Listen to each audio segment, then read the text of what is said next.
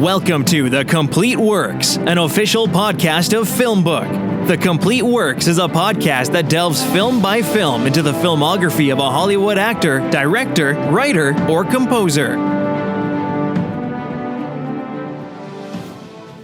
Hello, everyone, and welcome to the Complete Works podcast of filmography, a podcast brought to you by FilmBook. My name is Doug Hess, and if you're tuned in to the Complete Works podcast for the first time, what I do on this podcast is discuss a specific movie from a film actor, actress, director, or composer's filmography. I am currently working my way through the Christopher Nolan's filmography, and in this episode of the Complete Works podcast, I am going to be discussing the film INTERSTELLAR from 2014.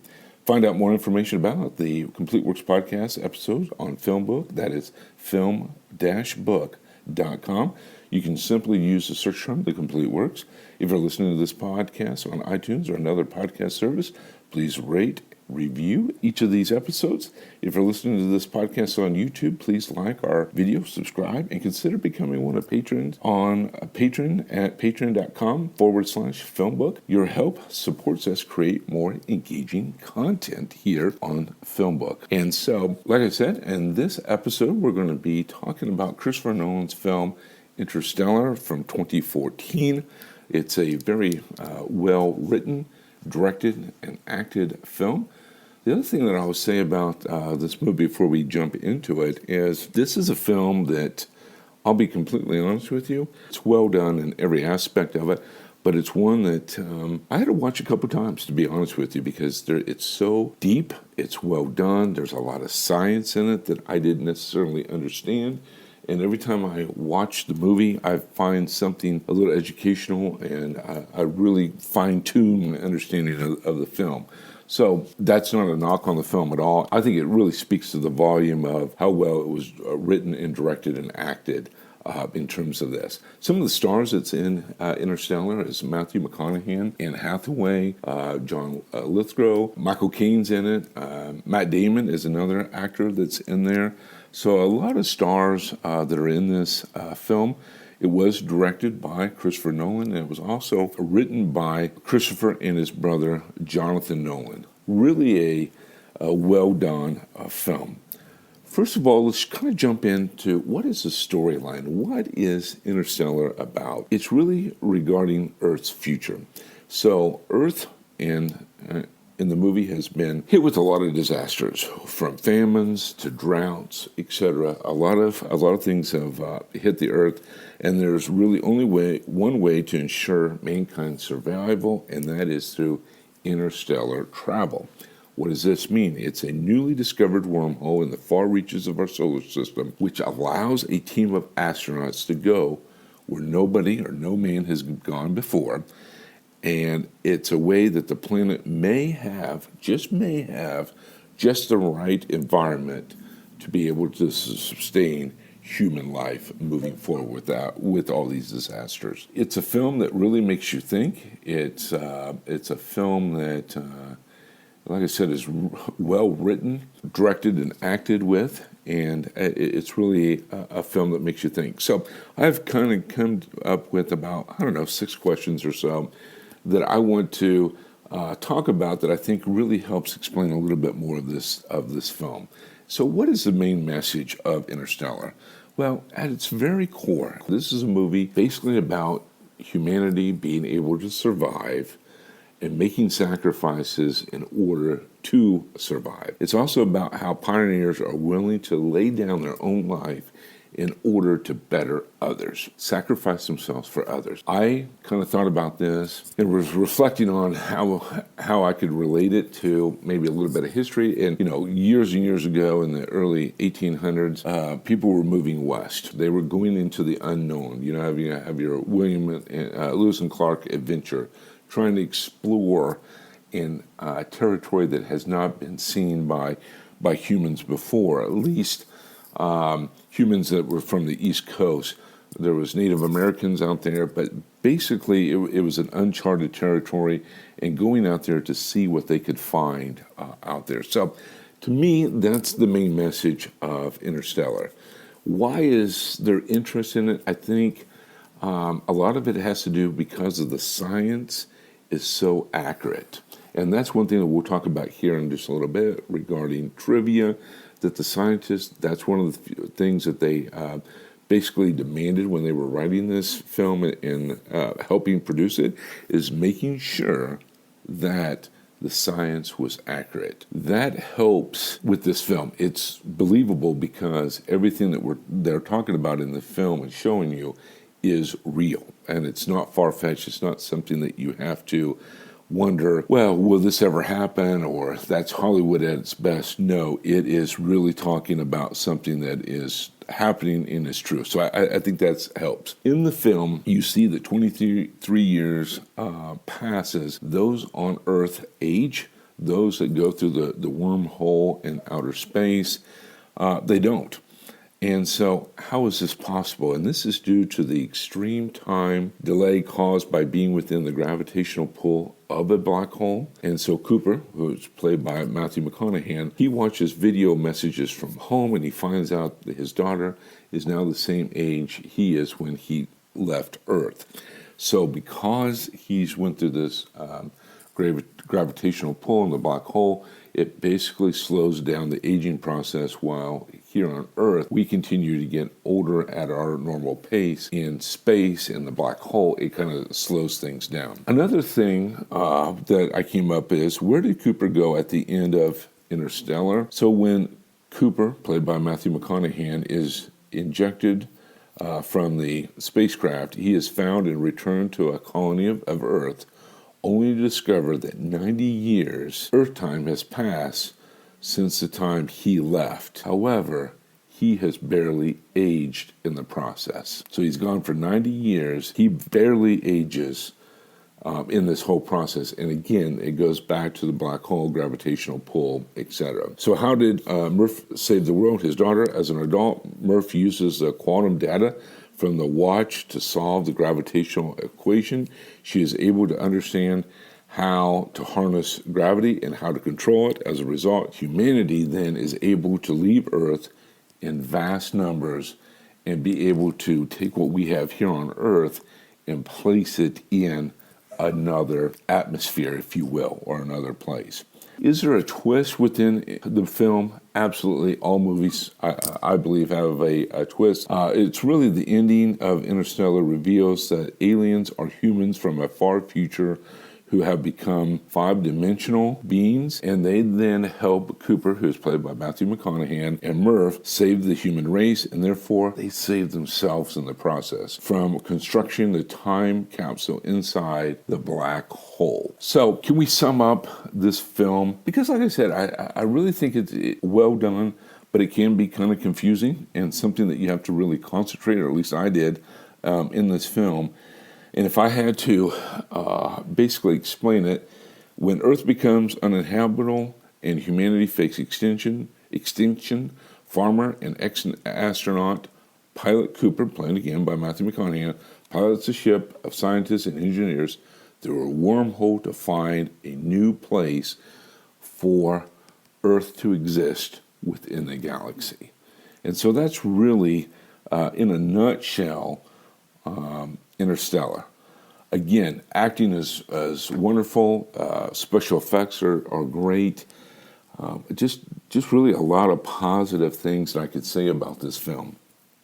So let's talk a little bit about some of the trivia. I was really fascinated by this, and anybody that's listened to The Complete Works before knows that this is kind of a big deal for me, is making sure that we understand some of the trivia. I think that's the great things about film. So let's kind of jump in and talk about some trivia. Tons of trivia for this film. Tons of trivia. We're not going to be able to go through all of it, but I want to hit some of the highlights of this. So as I mentioned earlier in production, or pre-production I should say, Dr. Kemp Thorne laid down 2 guidelines to strictly follow.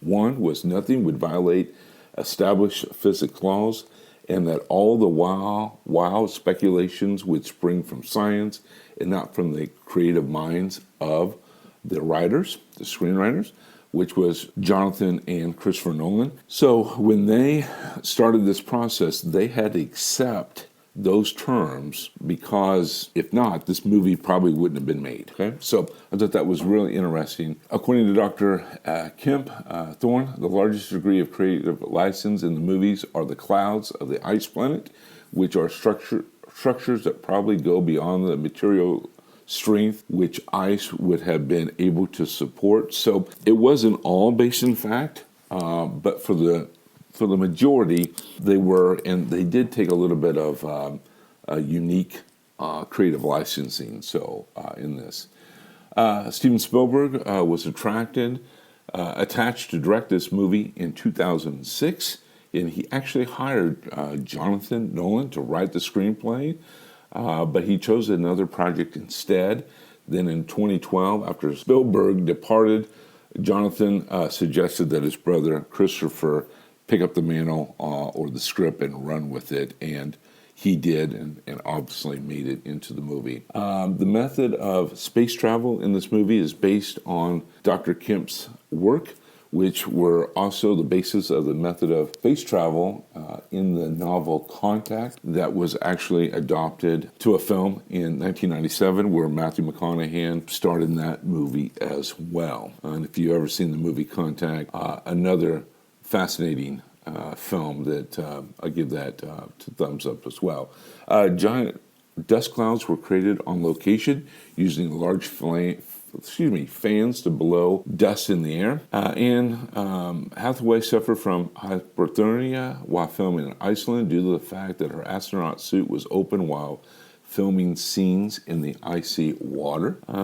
Like Inception in 2010 and the last two Dark Knight movies, Christopher Nolan was focused on many real environments as possible in the filming of this. The wormhole was placed near Saturn as a reference or a salute to the film 2001: A Space Odyssey from 1968. That is originally planned for part of that this movie to take place on. And so it was a shout out, tip of the hat, if you will, to that great film as well. The majority of shots of the robot TARS, T-A-R-S, were not computer generated. Rather, TARS was a practical puppet controlled and voiced on set by Bill Irwin, who was then digitally erased from the movie, and we see TARS there. The wormhole explanation using paper and pen is exactly the same as it appears in Event Horizon from 1997.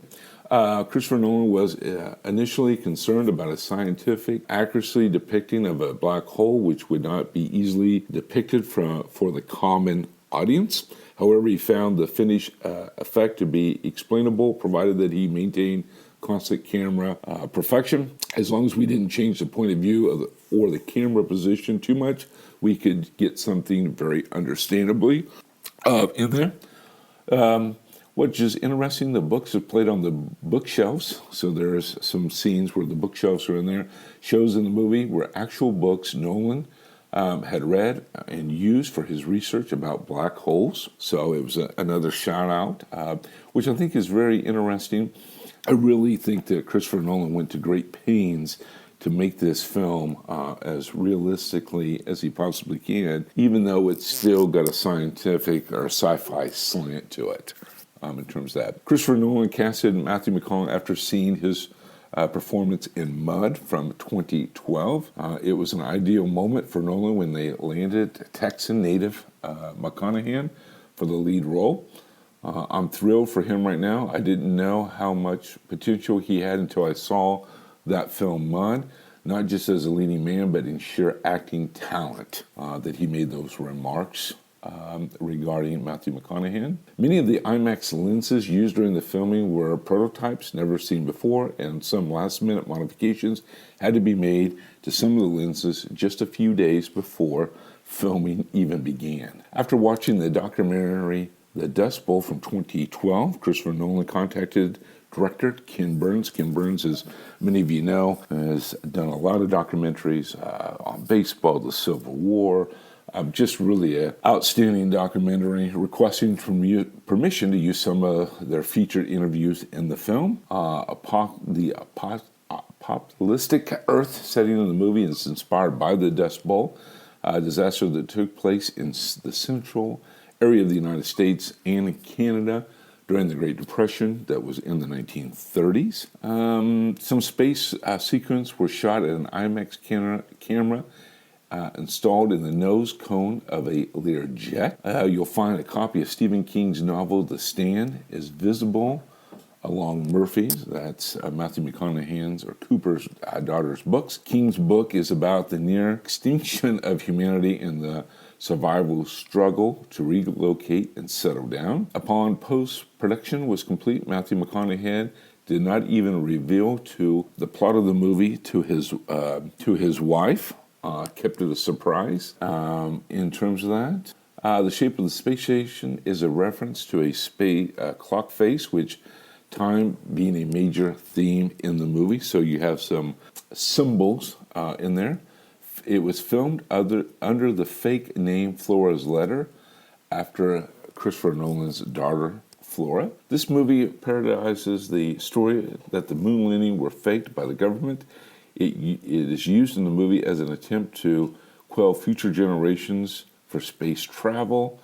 Amazingly, real-life conspiracy theorists claim that Stanley Kubrick, who did 2001: Space Odyssey, actually directed the television footage of the landing by using leftover props from the film 2001: Space Odyssey. Interesting. I think that's kind of weird, but that's all right. In Christopher Nolan's opinion, the score composed by Hans Zimmer is the strongest and most powerful one that he has created so far. To get inspired for real-world space travel, Christopher Nolan invited former astronauts to the set to help out with that. After the crew landed on Miller's planet, just when they were about to get off Ranger 1, the score softens and we can hear ticks, approximately one every 1.5 seconds. Because of this, time is due to the gravitational pull. Even ticks represents approximately 1 day on Earth. So some kind of interesting stuff there. The wormhole shown in the movie near center is exactly the same place shown in Man of Steel in 2013, which was also produced by Christopher Nolan. Superman as a child arrives into our solar system in a spacecraft when it drops out of Ra.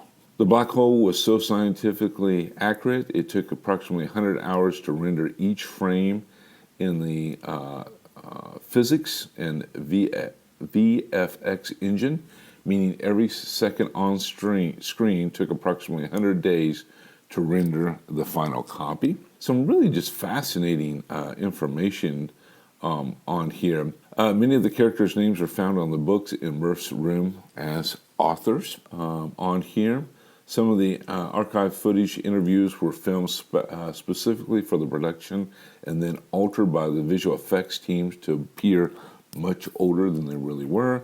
On April the 10th, 2019, the first photo of a black hole was made public that looked very similar to the black hole that was actually shown in the movie. This film is 2 hours and 47 minutes and 7 seconds. It is the longest IMAX movie that was released as of 2014. The Miller Planet scene was filmed in Iceland, and we told you a few minutes ago that's where Anne Hathaway kind of got hypothermia. Christopher Nolan earned $20 million and 20% of the gross of the film, and we'll talk about how it did at the box office here in just a few minutes. And if every second equals 1 hour on the water planet, a day expires every 1.5 seconds. So just kind of give you a little reference there. This was Christopher Nolan's first movie since Memento back in 2000, not to be filmed by cinematographer Wally Pfizer, who was busy with his own movie that he was directing in his debut. So Christopher Nolan had to go out and hire somebody else. Like I said, just a lot of great information, trivia about this, and we unfortunately can't get to all of it. A. Scott Berg's biography of Charles A. Lindbergh appears on Murph's bookshelf as a salute to the man's early days of flight. The word interstellar is only used once in the movie, and it's at the midpoint of the film. Anne Hathaway's character is named Amelia. This may be a nod to the famous pilot Amelia Earhart, who, like Hathaway's on-screen persona, was a woman who went further than any other person in exploring and flying. Like I said, just a lot of great stuff that's out here. Unfortunately, we can't get to everything. This was the first movie directed by Christopher Nolan since Prestige, back in 2006, to feature an opening title card. The spacecraft is not launched until 43 minutes into the film. The only movie of Christopher Nolan which used a different type of main conflict rather than straight confrontation. In this movie, the central conflict is about difficulties of relationships rather than clashing interests. The Endurance spacecraft is designed to resemble a 12-hour clock face, which each of the 12 modules alleged to each 1 hour interval. Really just a lot of great information, film, history, if you will, regarding this. So let's get into a little bit of some of the details. So it was released on November the 7th, 2014. Countries of origin was the United States, United Kingdom, and Canada. The language is in English. It was also known, as we talked about just a few minutes ago, recorded under the name Flora's Letter. Location was in Iceland. Production companies, Paramount Pictures, Warner Brothers was in there. Box office, something that I think is interesting. It was budgeted at approximately estimated $165 million. Opening weekend here in the United States and Canada was $47,510 and $360. That was on November the 9th of 2014. Gross within the United States and Canada was $188,000. Gross worldwide was a little over $773,000. And as we mentioned a few minutes ago, this film runs 2 hours and 49 minutes on Interstellar. Honestly, it's a great film. It's well directed, written very, very well. I love the idea of the fact that it takes a lot of true science, wraps it into this film. The acting is superb. Matt Dillon, one thing we didn't talk about with the Matt Dillon that I thought was very interesting is that nobody knew. He didn't make any of the premieres. He didn't show up. He wasn't on the billboards part of the marketing information. Until you saw the film, you didn't even know Matt Damon was in the film, and I thought that was very interesting and a good marketing ploy. And I think that also helped to bring some attention to this as well. But overall, really a outstanding movie. I'm going to give it an 8 out of 10. I highly recommend, if you haven't seen Interstellar, please go out, get a copy of it. It's on DVD. I'm sure it's on the streaming systems out there that you can plug it in. One of the streaming services and find it. Again, the only thing I would caution you on, and this is not a knock at all, is just that it's so well done and so realistic that for somebody like myself, I honestly had to watch it a couple times because it's just one of those good, powerful movies. It's well written, based on a lot of science, that I had to watch it a couple times to fully grasp it. But I would strongly encourage you to go out, watch this film, and make your own conclusions as well. But another fine film by Christopher Nolan. Thank you for listening to this episode of the Complete Works Podcast. Be sure to like this episode and subscribe. You can find more of my work on FilmBook. That's film-book.com. Just search for Doug Hess or The Complete Works. You can also find me on Twitter or Instagram at HessDoug14. Again, that's HessDoug14. Tune in next time when I review and analyze the next Christopher Nolan film. Thank you for listening, and we will see you soon. Thanks for listening to The Complete Works. Find more of The Complete Works on FilmBook, on your favorite podcast service, and on YouTube.